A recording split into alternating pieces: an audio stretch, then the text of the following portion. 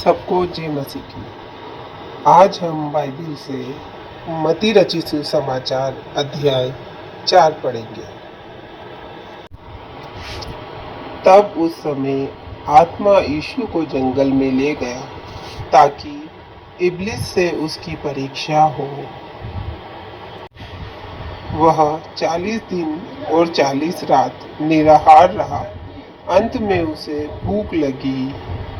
तब परखने वाले ने पास आकर उससे कहा, यदि तू परमेश्वर का पुत्र है तो कह दे कि ये पत्थर रोटियां बन जाए।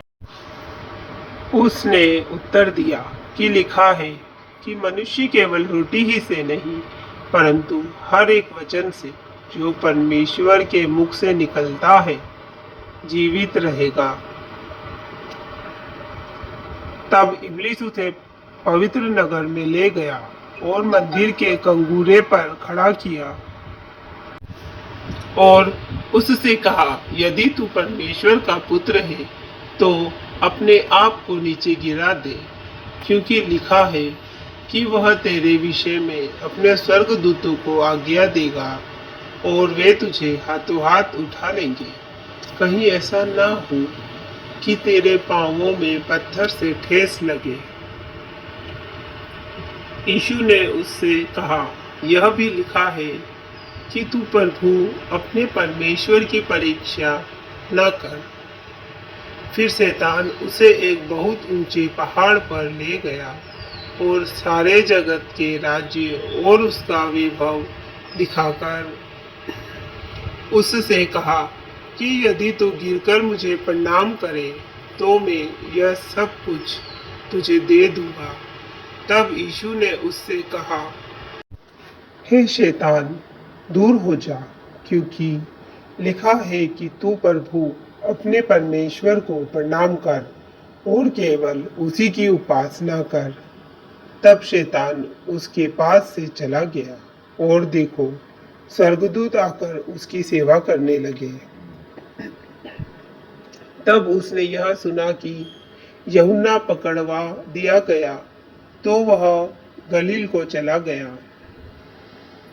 और नासरत को छोड़ कफरनहूम में जो झील के किनारे जबूलून और नप्ताली के देश में है जाकर रहने लगा, ताकि जो यशायाह भविष्यद्वक्ता के द्वारा कहा गया था वह पूरा हो कि जबूलून और नप्ताली के देश झील के मार्ग से यरदन के पार अन्य जातियों का गलील।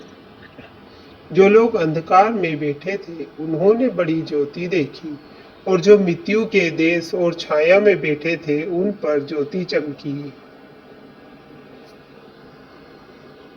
उस समय से यीशु प्रचार करना और यह कहना प्रारंभ किया कि मन फिराओ, क्योंकि स्वर्ग का राज्य निकट आया है। फिर उसने गलील की झील के किनारे फिरते हुए दो भाइयों अर्थात शामोन को, जो पतरस कहलाता है, और उसके भाई अद्रियास को झील में जाल डालते देखा, क्योंकि वे मछुए थे, और उनसे कहा, मेरे पीछे चले आओ, तो मैं तुमको मनुष्य के पकड़ने वाले बनाऊंगा। वे तुरंत जालों को छोड़कर उसके पीछे हो लिए और वहां से आगे बढ़कर उसने और दो भाइयों अर्थात जब्दी के पुत्र याकूब और उसके भाई यूहन्ना को अपने पिता जब्दी के साथ नाव पर अपने जालों को सुधारते देखा और उन्हें भी बुलाया। वे तुरंत नाव और अपने पिता को छोड़कर उसके पीछे हो लिए और यीशु सारे गलील में फिरता हुआ उनकी सभाओं में उपदेश करता और राज्य का सुसमाचार प्रचार करता और लोगों की हर प्रकार की बीमारी और दुर्बलता को दूर करता रहा। और सारे सूरिया में उसका यश फैल गया और लोग सब बीमारों को, जो नाना प्रकार की बीमारियों और दुखों में जकड़े हुए थे और जिनमें दुष्ट आत्माएं थी और मिर्गी वालों और झोले के मारे हुओं को उसके पास लाए और उसने उन्हें चंगा किया।